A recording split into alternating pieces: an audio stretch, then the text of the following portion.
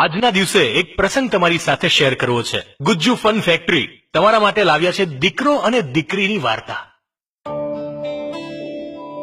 સાહેબ, દીકરો 8 વર્ષનો થાય ત્યારે તેના પપ્પાને કહે, પપ્પા મારે રિમોટ વાળી કાર જોઈએ છે। પપ્પા, ઈચ્છા પૂરી। 11 વર્ષ, દીકરો કહે, પપ્પા મને 200 રૂપિયા વાળી પાર્કરની પેન જોઈએ છે। પપ્પા કહે, ઈચ્છા પૂરી। 17 વર્ષનો થાય સાહેબ, પપ્પા મને સ્પોર્ટ્સ બાઇક જોઈએ છે। ઈચ્છા પૂરી। 21 વર્ષનો થાય, પપ્પા મને તમારી પ્રોપર્ટીમાં મારો ભાગ જોઈએ છે। ઈચ્છા પૂરી। 35 વર્ષનો થાય સાહેબ, પપ્પાને કહે, પપ્પા મને તમે આ ઘરમાં નથી જોઈતા। પપ્પા, ઈચ્છા પૂરી। ત્યારે દીકરી શું કરે સાહેબ? 8 વર્ષની દીકરી, પપ્પા તમે મારી સાથે થોડો સમય વિતાવો ને। પપ્પા, બેટા સમય નથી। 11 વર્ષ, પપ્પા મને તમારી સાથે રમવું છે। પપ્પા, બેટા સમય નથી।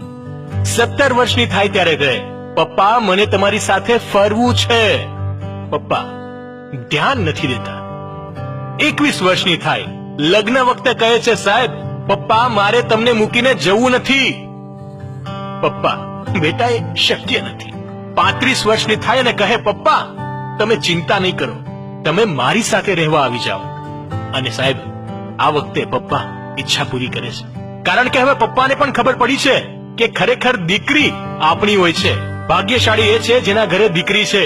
અરે ભગવાન પણ ભાગ્યશાળીને જ દીકરી આપે છે। દીકરી એ તો ભગવાને બનાવેલી સુંદર ભેટ છે।